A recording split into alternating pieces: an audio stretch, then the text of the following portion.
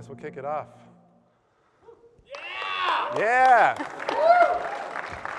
Yes, sir! We got our plant here on the front row. We paid him. All right, so my name is Jason Kaiser. I am a senior VFX artist at Riot Games. I worked on League of Legends for the past couple of years. And it's just so exciting and such a great honor to be here. Like, I'm absolutely floored at this boot camp and the passion that we see and the excitement and the energy. It's a long time coming. And yeah, we're just jazzed to get going. Yeah. And my name is Hadidjah Chamberlain. I'm an effects artist on Hearthstone over at Blizzard. There have been a couple of people who have been a little bit surprised that those are the studios giving this talk together. But you can see right here, this is very much a community thing. And as Jason and I, when we first started talking about effects, we realized that our studios rely on a lot of the same principles, a lot of the same values are very core to our teams. And we're hoping that they're broad enough, they're useful enough to be helpful to a lot of you. So this is our very high-level overview of these.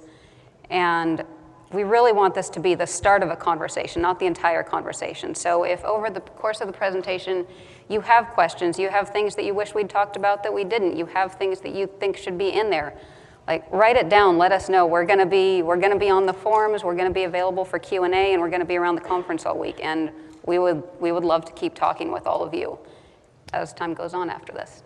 Absolutely. Definitely, we're going to make ourselves available after this, both at the conference, but also online. So to kick it off, a brief discussion about what it takes to be a VFX artist. There's definitely the split personality that we all experience of the left side of the brain, defined here as the techie side of VFX with this illustrative example, and the right side of the brain, or the artsy side, as we might call it. So to be an effective artist, you need both. And when we're talking about left brain activities, these are the sorts of things that we do as VFX artists. We're thinking about scripting and what the pipeline is doing and how the code base works and what features we need, how we're going to build that, and all that stuff. Keith and Drew did a fantastic job in their talk covering a wide variety of sort of the different technical implementations that we can be thinking about and that we're going to be thinking about long into the future. Definitely critical to being an effective artist in the visual effects realm. But today, our talk is primarily focused on the right side. So this isn't necessarily a holistic, if you know these things, you're good to go. You definitely need the other aspect to be a part of your daily life. But this is all we really have time for today. And even then, it's not really even close to enough time. These principles are much more abstract. They're much less concrete. So the left side of the brain loves logic and things that you can explain with words. The right side of the brain likes feelings and warm fuzzies and that kind of stuff. And we're going to try to define it. We'll see how we do. So these are the artistic principles that we're going to be over. You know, great, wonderful, thank you, Hadidjah. I never thought of using color in my art until now. Jason and I, though, this is VFX. We're working very closely with designers, with gameplay, and so we believe that for VFX in particular, gameplay is king. And if gameplay is king, then the rest of these artistic fundamentals can take on this whole nother layer of gameplay practicality, really double down on that. So that's the complete list of principles we're going to be going over today, starting with gameplay first. All right, so this wasn't a bait and switch. Like Hadidjah said, we weren't just like, oh, art, no, never mind, we're doing gameplay instead. Gameplay is at the core of everything we do. In fact, we don't really think of ourselves necessarily as artists first. We're game developers first. And that's an important distinction, because if you look at it through that lens of, okay, I'm focused on the needs of the game, whatever those may be, right? You start to get a whole new perspective. So some of you may be working on experiences more than games, right? You might be more concerned about exploration or tinkering around or building something. Others, it's all about the adventure, or maybe it's the strategy or the puzzle solving or whatever it may be. That's what we mean when we say gameplay. Right? It's the considerations of what the player experiences when they load up your game. And so even if you have quadruple A quality art, I don't know, whatever the heck that means, it doesn't really matter if it's not supporting the gameplay. And we actually consider ourselves to be failing at our job if our art, no matter how beautiful, doesn't build up the gameplay. If it's tearing it down or distracting from it or pulling away from what we want the player to experience and our goals, then we're not quite hitting the mark. So we're doing all of these effects, and we want to make sure that first and foremost, they have gameplays back. This is the quickest and easiest way to do that. Don't just take instructions from your designers. Don't just toss VFX over to them. Really communicate with them. Your designers are going to know first and foremost what the goals of the gameplay are, and in any stage of development, but especially on a live game, they're going to know how those goals are evolving over time. And designers, by and large, love seeing their work be brought to life. VFX is how I deal 5 damage, becomes a fireball, becomes a flurry of gunfire, becomes this mighty lightning strike. So they're not going to be mad at you for talking to them either. So by building good rapport and good communication with your designers, you get access to a ton of information. You get this really great clarity of purpose for your effects that lets you really ask what it needs to be communicating and whether it is. So we've got gameplay leading, we've got our buddies, the designers by our sides. Let's look at some games. All right, so League of Legends is a game for anyone who hasn't dived into League and gotten to be familiar with it. It's a game with 130 plus characters, we call them champions, and each champion has its own unique set of abilities, anywhere from about 5 to 10 visual effects needed per character, and they're all unique. So you put those multitude of champions together in a game together. You have 10 at a time, 5 on each team, and then they go head to head, and they're mashing buttons and throwing abilities everywhere. So there becomes a few considerations that we want to think about. Primarily, we want every player to feel powerful, right? That's kind of the thing. You go into the game, you choose your character because you love that character, you want to be awesome and powerful like that character. And then, so that's one consideration, is feel unique, feel awesome. And then, of course, you want to feel powerful, so your effects should be the brightest, coolest effects on the field, right? That's kind of another goal. We want the player to have that satisfaction when they click that button, that ultimate ability just feels so good. And then, of course, there's a consideration, which we see illustrated here, that we want to be able to see what's happening. You as a player don't want to feel gypped. You don't want to feel like this random thing killed you or you couldn't see what was going on, you had no time to respond. So we definitely need gameplay clarity. So those 3 are the big ones that we are considering when we're working in League. So let's look at a single example of a single character to kind of illustrate this. So this is Tristana, and she's casting her rocket jump ability here, and she's landing in that area that does damage, indicated by that white ring when she lands. So we start out with our first attempt at an effect, and there's some really subtle smoke poofs that come off of her when she jumps, and then a little burst that hits. Now, this isn't quite enough to deliver on that goal of feeling powerful, feeling awesome, feeling distinct in the game. So we'll bump it up a bit. There we go, now we're talking. So this actually delivers on that goal, right? Feels awesome, feels empowering. But for the specific goal of League, it actually oversteps and becomes very unclear. It might cloud up the area all around it. It's not obvious where the actual AoE is. The damage is still contained in that little ring you see on the top left, but the visual is miscommunicating, which is going to make the Tristana player feel gypped when she's not doing damage to all those people on the entire screen. And so then we have the version that shipped, and this is it hits a sweet spot between the two. It delivers on satisfaction, it delivers on clarity, and it also feels unique and distinct and sells the fantasy of rocket jumping through the air. Now, I want to add a caveat here, because we're not at all saying, like, in your games, you should do it just like this. Because sometimes you have a game where there's 100 characters doing an ability like this at a time. In that case, you would want the top right example. And other times you have a single-player game where you want to feel super powerful and nuke the whole screen, and then you would want the bottom left example. So definitely it's all about the specific needs that you have in your game for gameplay, and then executing on that with the art. It's a similar thing for Hearthstone for anyone who's not familiar. Hearthstone is a turn-based digital card game in which you collect a bunch of cards. We've got minions, we've got spells, we've got weapons. You build a deck from them, and then you duel opponents and attempt to defeat them using those cards. Now, a lot of our gameplay goals are very similar to the ones that Jason mentioned, probably very similar to a lot of your own. We want to streamline the gameplay, we want to keep the chain of cause and effect clear, we want to make the game feel appealing and exciting and alive.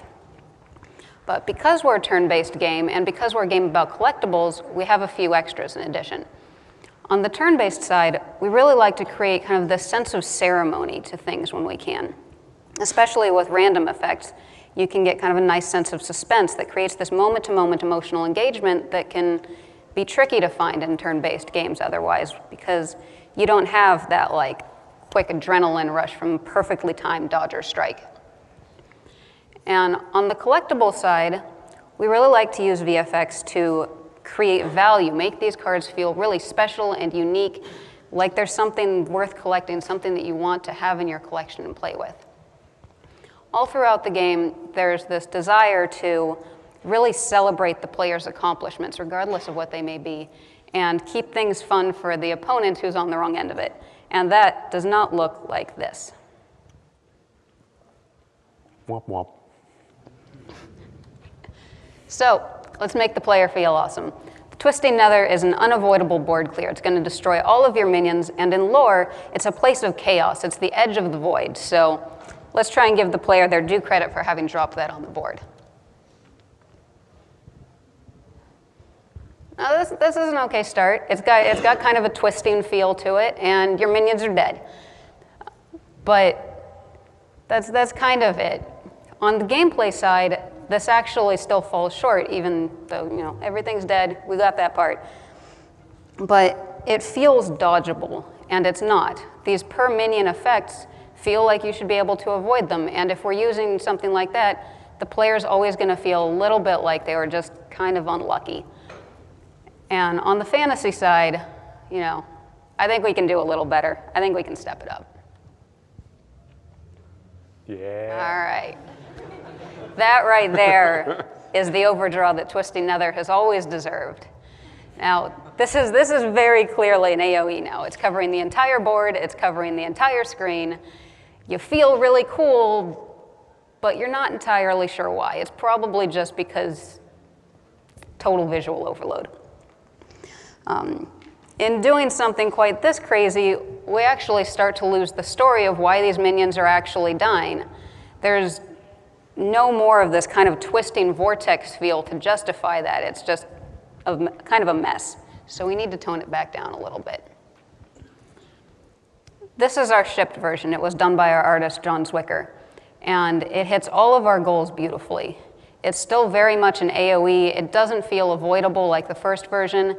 And it cleans up a lot of the extra noise from the second version, which leaves it free to really feel like a vortex, really feel like all of these minions, you're getting sucked into that, and really keeps that story and fantasy of how all of these minions just died a horrible death. Cool. So that's gameplay. Now on to our first artistic consideration, which is shape and how that relates to area of effect. Shape also influences other things as well, such as like baseline communication of a theme or an element. Shape is, I would say, the most left-brained of all of the right-brained concepts, right? It's basically what any written language is made up of, is just a bunch of shapes. It's immediately recognizable, it doesn't need a lot of explanation, and it's not left open to interpretation as much. If you see a spinning ring with kind of jagged edges, you're going to kind of think, that's dangerous, I shouldn't go near it because the shape tells me that it's threatening. If you see sharp, pointy things coming at you, again, it's danger, you get out of the way. So there's lots of different ways you can indicate area of effect and still keep the theming. On the left, we have Project Ash shooting a volley of arrows down towards camera bottom. And you see that the leading edge is sharp and pointy and feels threatening. It's something that you want to stay out of. Whereas the shapes in the trail become increasingly less threatening as it gets further away from you. So this tells me that I could probably dash through it after the leading edge has passed. And over on the right, we see that you don't always have to just show a clear box of shape over something to indicate what the area of effect is. You can theme it up. You can add slash marks, which also show damage. You can show intense cracks that tell you something negative is happening to you as well. And we know from these what the area of effect is based on some simple shapes. So another in-game example would be Project Leona, where she casts this ability that does damage in a ring around her, right? And we see shapes flying in every direction. It's like, oh my gosh, the shapes appeared. I shouldn't have been standing there when that went off, right? Because it's going to do damage to me if I'm an enemy. But the problem with this is we don't know the clear boundary. We don't know exactly where you want to be standing and where you don't want to be standing in relation to this ability. So by honing in the shapes, we can define much more clearly what the AoE is and still keep the flavor that the other shapes are providing, that this is a high-tech explosion. Now, the big thing to think about here is it's not just one shape at play, right? This is multiple elements, multiple emitters working together in this single effect to build an overall shape with clear hierarchy of where the bounding border is that you need to be standing outside of in order to not get hit. So Starfall here is normally, as it says, choose one. You either get a single targeted missile or you get a low damage AoE. But through particular combos, you can actually combine these. You get an extra powerful missile and you also get that AoE for the same cost. And when this combo came out, we needed to create a new effect for it that very clearly communicated that. So this communicates that we have an extra powerful missile, but there's not really any AoE. The missile is actually kind of a fail as well because it's so big compared to a minion that it feels like there should be splash damage, like it should be dealing damage on the immediate left and right and nothing else. And with it being so big, so attention-grabbing, it means that those mist and ripples that are touching the rest of the minions don't really actually feel like damage at all. So we really need to bump the AoE up on this if it's going to make sense to both players and they're going to understand what just happened. This one has much more of an AoE. We've fixed that center missile, which is good. It's now very clearly only targeting one minion. But now the AoE is all over the place. And there's an additional issue with the AoE, other than the fact that it's going to places where it's not actually doing damage.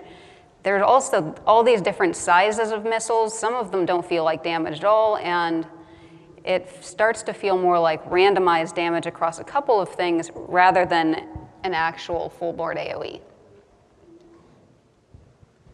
This is our final version, which was done by Kyle Harrison. And it does a really good job of hitting both of those points. We've kept that missile from the second one that did such a good job of indicating a single point of target. And the AoE is now very clearly damage. All of those missiles feel like damage. And there's very thorough coverage. It feels random. It hits the entire area that it's damaging and nothing else. Really does a much, much better job than either of the previous versions of communicating that everything there is going to take damage. Next up, we've got contrast and focal point, which really comes down to players need to know where they should be looking, what they should be focusing on. Is there damage or a heal incoming? Is there an important objective nearby? Is there something being summoned that they need to worry about? And value contrast is one of the quickest and easiest ways to draw focus. So here's some areas of effect. As Jason just went over, this is a wonderful starting point, an incredibly important starting point. But if there's any variation whatsoever in the damage that's going into these, then it's not enough to give the player something to respond to, and it's not going to feel fair. Start adding value variation to that, and we get a lot more information as to where we should be looking, what we should be avoiding, that sort of thing.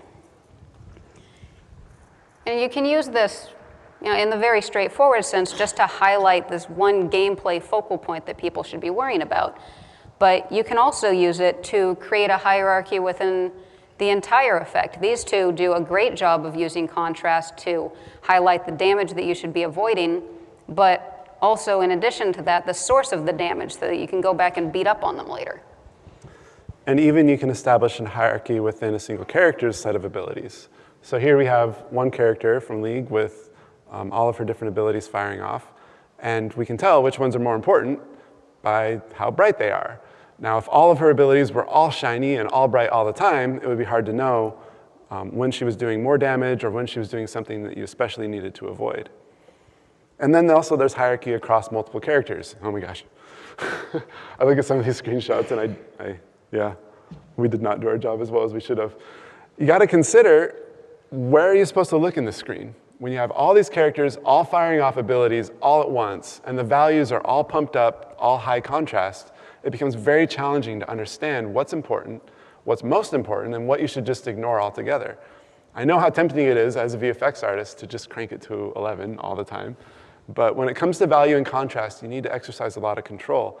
And that's something that needs to be communicated to your team oftentimes as well, because if you have just one ability on your screen, working on that in isolation, yeah, heck yeah, make it brighter, make it more intense, make it amazing. But when you start to see how it plays out in the game against all the other abilities, you don't want this.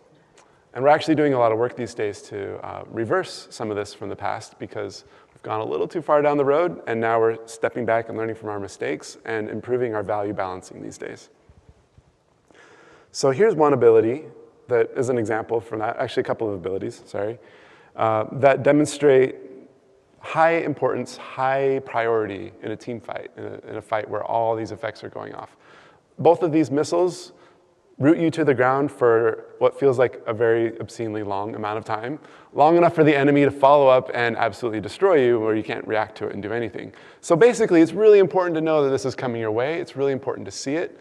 So it's just an example of something that is high priority. Therefore, in the head of the missile, we put really high contrast, high whites and then low darks right by each other to make it jump out against the crowd. All right, now this is Hadidjah, and Hadidjah is a mess. It's a weapon, but no one uses it as a weapon because it has such a powerful minion summoning ability. And because of its placement on the board compared to minions, it's not actually, it doesn't have any sort of proximity or anything else to the minions, so they're very disconnected. And to top all of that off, this triggers off of a spell. So it's one of the few situations in Hearthstone where you're guaranteed to have like multiple effects fighting for attention at the same time. Because there is so much about this that runs counter to typical gameplay, it became very, very important that we use the effects to communicate this sort of hierarchy and handoff between Hadidjah and the minion it was summoning. So this makes it very clear that Hadidjah is something's happening with Hadidjah, but the only link to the minion is the timing. And this might actually make the game worse. If there's all this cool effectsy stuff going on Hadidjah and nothing on the minion, then you're gonna look at Hadidjah, and then this minion's just gonna pop out of nowhere, and it's gonna feel really unfair. Now this one does a great job of visually linking them, but we've traded a gameplay fail for an art fail. With both of these using the same amounts of time, color, motion, brightness, everything, there's still no hierarchy to it. And this eventually gets kind of annoying to look at because you can't actually pick somewhere to focus. And this is our shipped version. Really hits that kind of effects equivalent of a handoff. Hadidjah does a great job of letting you know that it was activated and then immediately transfers your focus over to the minion, which is what players need to be caring about and what they need to be responding to. So now a contrast example from League. We've got Elementalist Lux here throwing a fireball. And this ability specifically is one of those that I mentioned earlier that's high priority. You really need to see it against the battlefield to understand that it's coming your way, because if it hits you, you're toast. So it looks fine color-wise, except the values are not quite pushed enough for it to have high enough priority. So this is where, we had some fun preparing for this presentation. So we're like, let's crank it up, make it amazing. So we have this large area of glowiness. Now, this is one of those instances where it's like, ship it. It looks amazing, it's hot and glowy. But when you start considering the gameplay needs, you begin to understand that the whole thing doesn't necessarily need to be bright. The solve for a really important ability is not always to just make it unilaterally brighter and more dominant. Because a negative side effect of that is that you don't know exactly where the gameplay hitbox is, what part of the missile you need to dodge. And in this case, only the leading edge of the missile really matters. That entire trail is all just flavor and adding visual appeal and style. So we need something that's just driven up to give all the contrast at the head of the missile. So our ship version here was executed in a way that it has dark darks in the trail, so the smoke adds contrast, but still is transparent enough that you can see through it. And then the head has that pop, so it really comes up off of the map. And there it is in grayscale. So we can actually look at all of these in grayscale. And this is something that I would encourage anyone who has not yet incorporated this into their pipeline, where they're strongly focused on crafting visual effects as an art form. Other disciplines do this, right? They do a grayscale pass before they add color. And this is something that I think it's kind of hard to do sometimes. It's like hard to, take the time to, switch your whole game to grayscale, I guess, depending on the engine you're using. Or maybe you have to actually take a screenshot and then go into Photoshop and switch it to grayscale to check your values. But I will say, for something that needs really tight gameplay consideration, working in grayscale, at least at some point of development, is super valuable. All right, so just as a little bit of a caveat, color is a massive topic, and we definitely don't have time to go over all of it here. There's a really huge amount to consider with color. You've got all of your base color theory. You've got your hues, your saturations, your values, and you're making all of those play nicely together. But then you throw the VFX layer on top of that. And now you've got your start color, you've got your color over lifetime, you've got whatever you're getting from your materials and your textures. Maybe you've got color over duration or over speed or stuff like that. And suddenly you've got a lot of stuff to work with to build your palettes. This is something that I see sometimes with a lot of VFX, these very limited palettes. Maybe they move up and down in one direction, but that's about it. And there's nothing wrong with a simple palette. Otherwise, Paladin here would be super sad. But Paladin doesn't look like this. Paladin looks like this. It's got depth, it's got this value variation, a little bit of hue variation. And you can do that to all of these and suddenly get a lot more interest in all of these palettes without really ruining the color scheme that you were going for. And these are some examples from League that show how you can take the stuff we were just talking about in value contrast and really extend this to both saturation and hue to get these whole other layers of ways that you can draw focus and importance to things. These do a wonderful job of using saturation contrast to really show where the fresh, hot energy is that you want to be avoiding. And particularly with Thresh, with all the purple, and he's got this hue contrast as well from the yellow. And these do a really wonderful job, I think, of creating even more to the focal points. Another thing that you want to keep in mind with colors when you're working on these colors is context. Especially in VFX, we have very little time to make something read, and if there are prior links, either culturally, in the real world, in the games world, to these palettes, then people might respond differently if they only have a split second to make a decision. There are some cases where you can use this to your advantage. Everyone knows what fire in motion looks like, so you make this green, you make this inverted, you even do something really subtle like make it this solid gold flame. People are going to see that and immediately understand that there's something special and magical about this. Some things, on the other hand, already have a ton of color connections. You take water, if you turn it green, then it looks like acid or goo. Make it gray and it feels tarry or oily. Red and it feels like blood. So in a situation like this, it becomes very important to establish things for the player beforehand so that if you have something that's kind of like a red or a green healing potion, they're not going to run away from it when they just see it out of nowhere. They really need to understand things like that before they see them and have to make a split-second decision. This is going good. We're almost halfway done. We thought we might die today. We were so nervous. We're fairly certain. You're doing great. Okay, we have confirmation we're doing great. Awesome. So here we've got Elementalist Lux. casting different abilities based on the different, or the same ability based on the different versions that she has.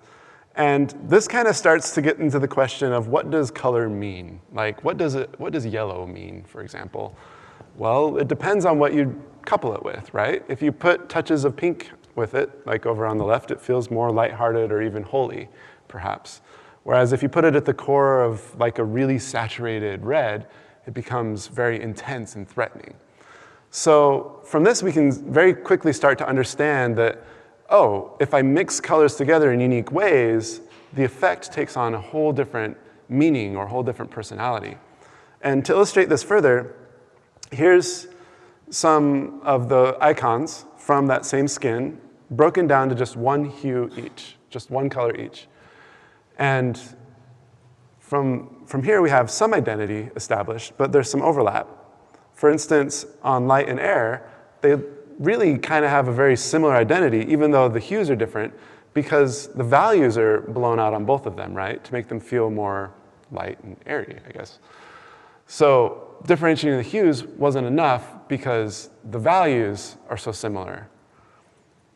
And then water and ice, the only thing that differentiates them from each other is the shape language, where that's really not going to be enough for our gameplay needs because the ability, as you saw in the previous frame, basically has the same shape across both elements. So we need to add some more color depth to establish a color identity. And when I say color depth, this is basically what we're talking about. Color depth meaning pairing multiple colors together in a single palette to give a unique flavor, a unique identity to whatever that palette may be. So we revisit the examples and we see now how they're differentiated, right? Both hue variation in this example and some saturation variation helps the two feel much more distinct from each other. Water and ice, again, have a lot in common, but by dipping deeper into the more saturated purples on water and then the more desaturated cyans on ice, they have a different mood to them. They have a different feeling. So when you see both of them in game, at a glance, you can understand that they have a different identity from each other. And this really goes on into infinite combinations where you can have sort of these schools of magic. And each school of magic can be defined by a distinct palette to it, that if you keep that palette distinct across multiple visual effects, then you know right off the bat which school of magic that spell belongs to just at a glance. Speaking of infinite palettes, more palettes. These are the palettes that we use as a base for all of the effects in each of the Hearthstone classes. So up top here, we've got the warrior and we've got the mage. And the warrior is very, very physical. That's kind of his power source, it's his identity. It's very dust and metal and blood. Whereas the mage is pulling from this very kind of unnatural, magical set of colors. These pinks, these purples, these blues, they all flow together. They all feel very otherworldly. And this matter of really highlighting people's power sources comes through a lot in all of these different shared elements across different palettes. Shaman, Druid, and Hunter here all work very closely with nature, and they've all got this bright, vibrant green palette that reflects that. But to keep them unique, we split off into more elemental, more astral, and more physical palettes, depending on what the rest of their abilities look like.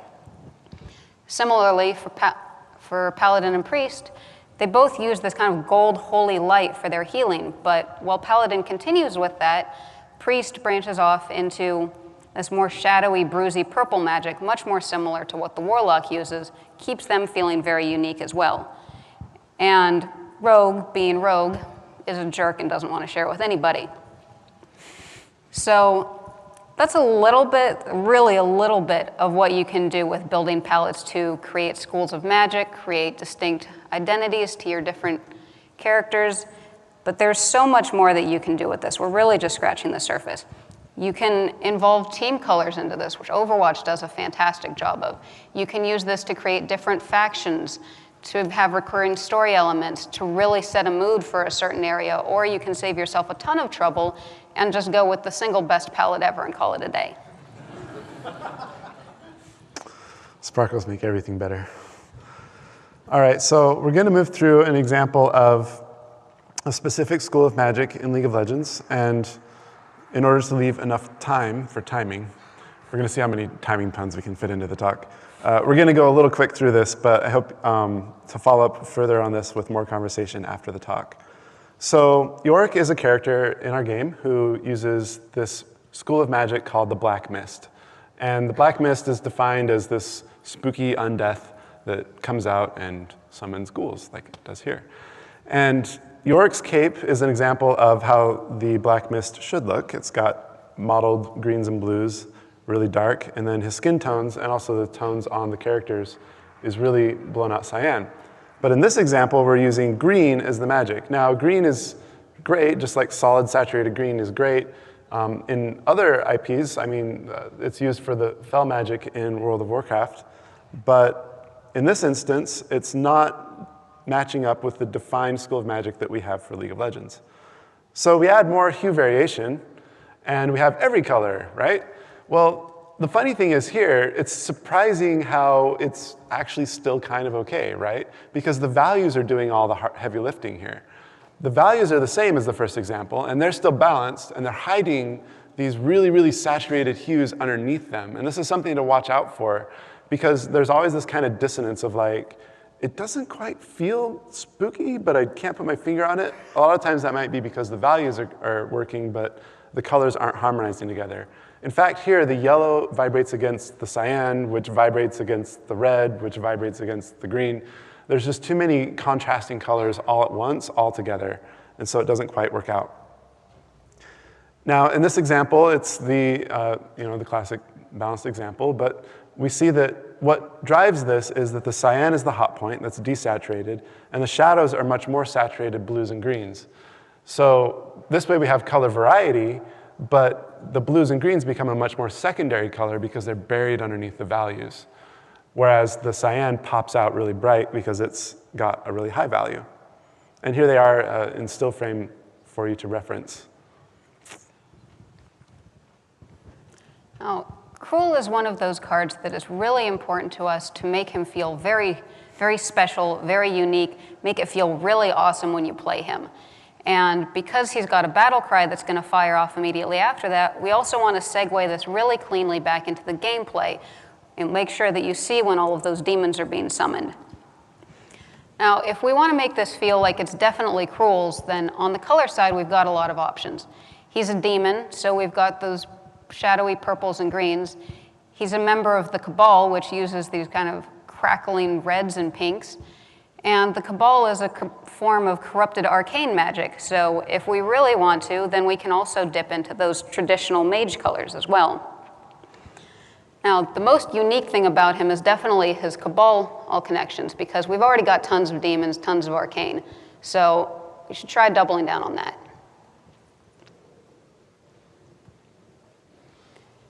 This has some cool elements to it as far as like the demonic arcane combination. It's got these kind of jaggedy, corrupted ley lines, got a lot of smoke and motes mixing together, but there's no real variation to the colors. It's just those two blocks at their most saturated.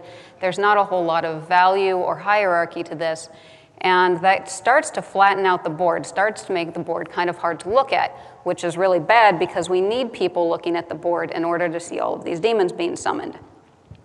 So that could have gone a little bit better, and it's going to go better because we've learned our lesson now, and we're going to use every color we have available to us. Yeah. So this might not be quite the deft touch that we were talking about for color theory. Even aside from the fact that there's, a tiny bit of fighting between the hues, there's also a ton between the contrast, all these different bright points, all this really high saturation. Nothing in here is taking into account what the other elements need to work, and it becomes this kind of a visual mess. So this is what we shipped with. Drew very much from just the palette that was most cohesive for him, used a little bit of his Cabal elements, a lot of his demonic elements, since he does have this demon-focused gameplay, and also pulled from the colors on the card, so it really feels very, very uniquely his.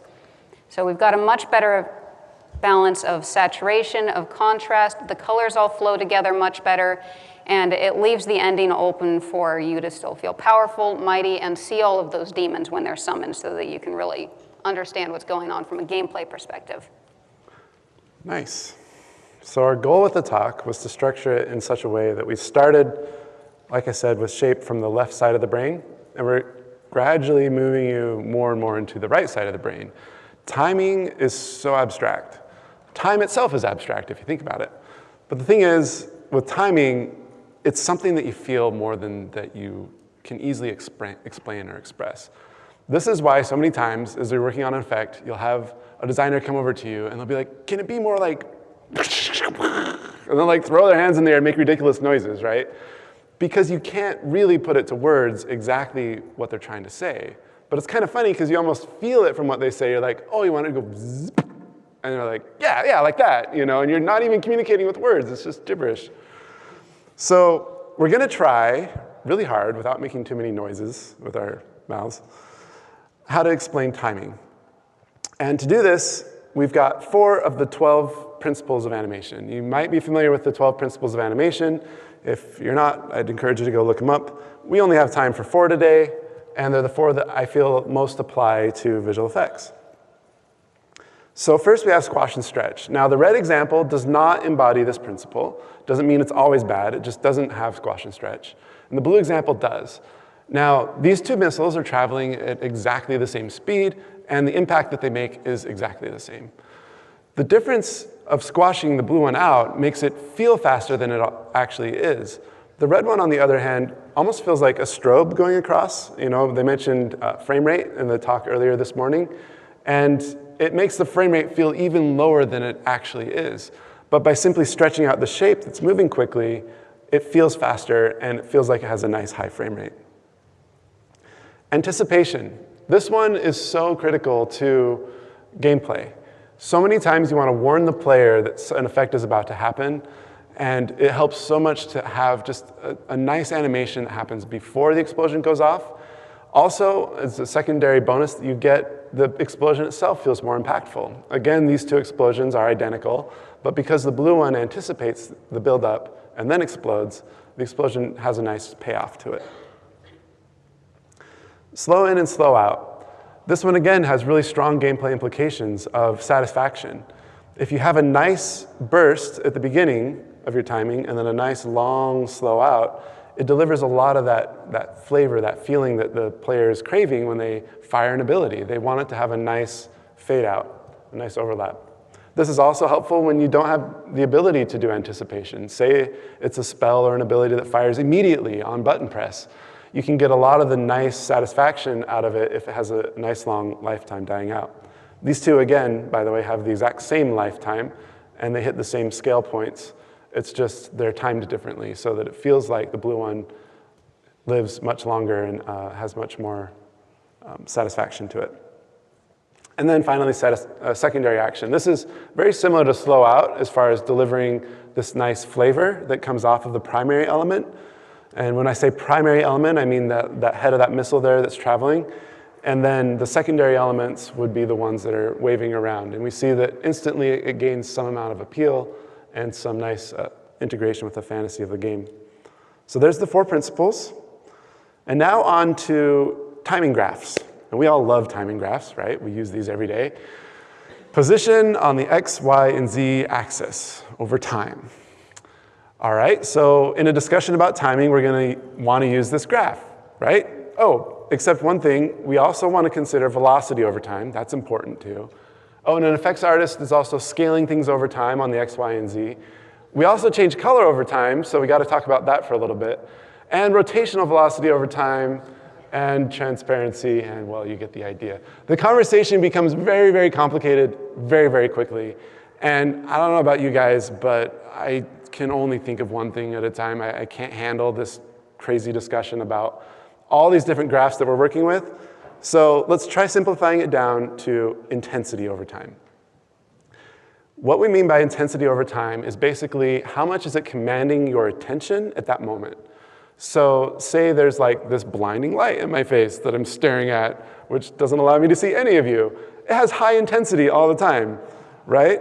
So that would be oops, that would be like a missile that's just always intense all the time. An explosion would start really intense. It would be moving very rapidly. It would be very bright. It would have a ton of detail. But then as it dissipates into these subtle clouds that fade out gradually, the shapes become larger and less, grabbing of your attention and less intense over time. A blinking light is either on or off, highly intense or not intense at all. And a portal might have like a gradual shimmer where it's always commanding some of your attention, but the amount of which it does that is varying over time. So no more of this, just the 4 principles of animation and intensity over time. All right, speaking of portals, when we did our Karazhan adventure, one of the overarching themes of a lot of these effects was of portals. And these were the collectible portals. These were the ones that people were going to be playing over and over. And we wanted them to feel like they were part of a set, but they have very different gameplay mechanics. So we wanted them to all feel kind of cool and unique as well. And a lot of that came down to the timing. On the cohesion side, we had a couple of things going for us. They all have this shared core that we got locked down very early, and they all have the same gameplay beats. They open, there's a mechanic, they summon a minion, and they close. And that leaves us with a lot of room on the secondary elements to really give these a lot of character and really communicate the threat level of their various mechanics while making them feel unique. These are the two that I'm going to go over real quick because their numbers are practically identical, but the threat levels are pretty much completely opposite. For starters, let's make these part of a set. These have the same exact beats. All of the major beats are in lockstep. All of the randomness has been taken out of the particles so that they all match in terms of their lifetime, in terms of their speed. These are undeniably part of a set, and they are undeniably incredibly boring. These are much less boring. They have a lot of randomness. They have a lot of asymmetry. They feel like they have more of a story, and they have that organicness that makes effects so fun to watch over and over. But you still need to match the timing to the threat level, and these don't do that at all. The Firelands portal, it does 5 damage, but a really leisurely kind of 5 damage, kind of like slowly petting you over the face, feels super weird. And this really frenetic open and shut heal doesn't feel like a heal at all. It feels like it should be the one doing the damage. So these are the ones that we shipped with. They keep all that visual interest, they keep all that organicness, but the timings work now. There's a few things about these that are still kind of tricky. Firelands Portal has a lot of different elements going on. It's got those 4 beats, it's got a missile, it's got an impact and a summon, and there's a minimum amount of time that Firelands Portal needs to be open to actually read because of all of that. And that amount of time risks making it feel slow. So we cheat this in a couple of ways. We've got a little burst of anticipation up front, this very, very quick puff of flames that draws your eye so that you're already looking there when the missile comes out, makes it easier to track. And to keep things feeling quick, keep them feeling aggressive and powerful, the secondary elements, the flames, the embers, the smoke are very, very fast. And this makes it feel like it's roiling, like it's quick, even though it has that minimum amount of time that has to be open. Moonglade Portal feels much slower and much friendlier now. And the duration isn't actually all that different from Firelands Portal because we need to move on with the game at some point. But again, we use those secondary elements, very slow, very drifting, in order to make it feel more like that. And there's also a lot of slow out, a lot of follow through on that dissolving mist and leaves. So it feels like it takes up some gameplay presence even after the game has actually been able to move on. All right. So this is a great example of differentiating different kinds of impacts based on different timings. And you can take the same principle and even push it further. So these 2 abilities use same shape language, same color palette, and yet they're 2 totally different abilities. The one on the left does damage, and the one on the right is a heal. Now, the thing about this situation is if you have a nice long build-up before it, that kind of signals, something's coming, something's coming. It's the sense of dread, right? And then there's this instant spike of intensity, and then right back down to the satisfaction of the fall off. And that tells me wow, something just punched me in the face, and oh man, it was so much damage. It draws the eye to the health bar, which is not displayed here, but it basically shows you very clearly, damage is coming, damage just hit you, damage is gone. Whereas on the right, we see, whoa, something really impactful just happened. Oh, I was healed, that's great, because now there's all these friendly, slow-moving elements around me.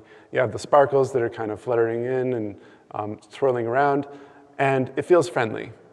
And in this way, you can use timing just to tell a story, even when the shape language is the same. So on the next example, I'd like to take the same effect. This is a character named Echo. This is his ultimate ability, where he travels back in time. And we're going to retime it 3 times. And we're going to start by doing what you would expect a normal curve to be, sort of like leisurely come up and then fall off. And then we're going to take that same curve and compress it to half the time. And then we're going to push that curve to a ridiculous extreme of hardly any intensity, that spike, and then the fall off. And we're going to discuss exactly what happens between these to really sort of illustrate the point of how dynamic timing can assist an effect. So here we have it going, and what's funny about this is, when I did this, when I changed the timing to be this example here, I thought to myself, oh, it's actually pretty good. I mean, maybe it's like floating around a little too long, so we might want to speed it up, right? Because we want it out of the gameplay space because the damage already happened and we want to move on with our lives. So you speed it up twice as fast. And you start to sense in your gut, like, okay, it's a little jumpy, I guess, but you don't really have lingo for it, right? Like, why is it jumpy? There's something about it that doesn't quite satisfy. And then you see the version that is in the game, and you start to recognize all the things that are coming together just in the timing. I mean, the color and the values and everything else was working great, but there's something about it that feels punchy. It makes you want to make a sound effect, right? You want to wave your arms in the air to kind of describe it. It's like that effect, like Echo's Ultimate, like, you know, but what is it exactly that we're talking about? So the issue that we have with this guy is that the even rise and the even fall of intensity, and even then it's like not totally straight, as you can see in the graph. It's just, it kind of is always intense for a really long time, and then it slowly falls off. The risk is speed it up, but then you can't see the action coming in. You don't know or anticipate that it's going to happen. And then the player that cast it doesn't have the satisfying payoff of that secondary action afterwards. But then when you just have it really subtle building up, and then a nice big spike, and then a nice subtle payoff, you can get all of your gameplay goals all at once to achieve the timing that elicits that nice gut feeling of like, oh, it's satisfying. And that's kind of why timing is such a left or right brain concept, is because it takes a lot of description to describe something that happens in just a split second. So those are our principles. We've got gameplay is king. It should really be where you're pulling all of the influences for your art from. Your art is hopefully enhancing the gameplay rather than fighting against it. So next is shape and area of effect. Like we said, this is a concept that should very clearly and quickly indicate what's going on in the game, where it's going on, and what the primary read is of your visual effect. And contrast and focal point, mostly in value, but really in everything, creating a focal point and a hierarchy for where your players need to look and what they need to respond to. Color and identity. So basically, in this one, we discussed how color can have some depth to it, which creates a very unique and distinct identity. Sometimes you might call it a school of magic, you might call it a team color, it might be whatever application you have. But by adding color depth to things and putting different hues and saturations next to each other, it creates a very interesting sort of outcome. And we've got timing and threat level, using timing not only to create a lot of story and interest, but to very clearly, very viscerally communicate what the threat level of something is and how players should be dealing with it. So those are them. Thank you guys so much. It was awesome.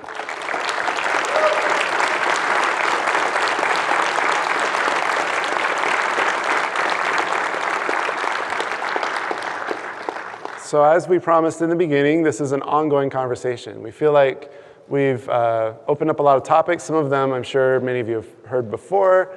Others, this might be a refresher or a deeper dive than you've had. Or you might have ideas already on how to build on these and expand the conversation. So we're going to do Q&A. We still have 5 more minutes. So anybody who wants can line up at a microphone. We're going to answer some questions. Also, as you can see up here, take time to jot it down. You can hit us up on the Real-Time VFX forum. And those are our handles. But also, we have cards up here at the front that you can take home to your coworkers or friends, fellow students, people that are interested in learning more about visual effects. Those are up here on the table as well. So feel free to spread the word. All right, we have a question lined up over here. All right, thanks guys, it was a great talk. My question is on the timing, the intensity over time. I'm pretty intrigued about that. Are there certain elements that that you're trying to change over time? Are there like go-to things like size or the value, intensity, or is it something you just kind of have to feel out and kind of, like, oh, I need to, the size is here or the intensity is here? Yeah, I'm just curious to hear more about that. Yeah, so it's really dependent on the situation. You can use any number of things to ramp up the intensity, right? Like even if the shapes are just like rapidly jumping around, it can create a really chaotic, highly intense visual. So shape can do it. Value can do it if you just crank up the value and it just flashes on in an instant, right?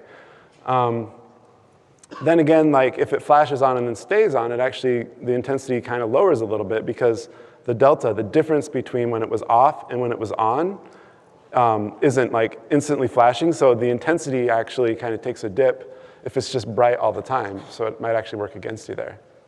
I think very, very loosely, in terms of messing with intensity, I would maybe go through these in reverse order. So like the movement, the speed, the lifetime of stuff reads very, very quickly as far as intensity.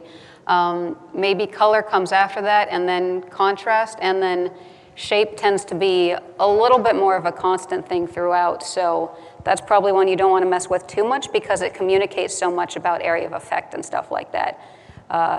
Very squishy, very loose, but maybe hopefully a little bit of a guideline. Good. Okay, great, thank you. Got one over here? Yeah, great presentation, by the way, and I'm interested in playing both games now, so that's cool. I'm surprised I didn't see interactive lighting either on the characters or on the environments for either game. Why is that? Specifically for our audience, League of Legends, we want it to be able to run on a wide array of machines. A lot of our audience is in parts of the world where they don't have super high-end machines, one for every person. It's computation cost then. What was that? Computation cost is the reason then. Yeah, it's more optimized that way. Also, as much as we'd love to incorporate some of that stuff in, it's also some of the limitations of the engine we ran with when we first built the game. But yeah, that's something that falls lower on the priority of what we're trying to explore because so much of our focus is on like making it feel hand-painted, making it feel like specifically crafted for this. Hopefully in the future we can deliver some things with some more high-end lighting setups. But yeah, over here. Hi. With a lot of the effects that I've seen today, they seem like there's a lot of layers going on and a lot of things going on at the same time. I was wondering how you plan stuff like that. Like, do you paint it all up front, or are you just like throwing something in and like saying, oh, something's missing and adding more? I don't know. What do you think? For me, it varies. I mean, like all of these, it varies a lot based on the effect. But I tend to start with, depending on whether it's more of a story effect like Cruel or more of a gameplay effect like a lot of the other ones that we looked at, really starting from either what are the gameplay needs, and if the gameplay need is tell a sweet story, then going over to, well, what's the story that I want to sell with this character? So it tends to be a lot of the beats first, kind of getting your keyframes figured out, and then laying in these really basic blocked in shapes. If it's an explosion, how big is it? How much space does the smoke take up? Things like that. Who does it belong to? What kind of colors does it need to be?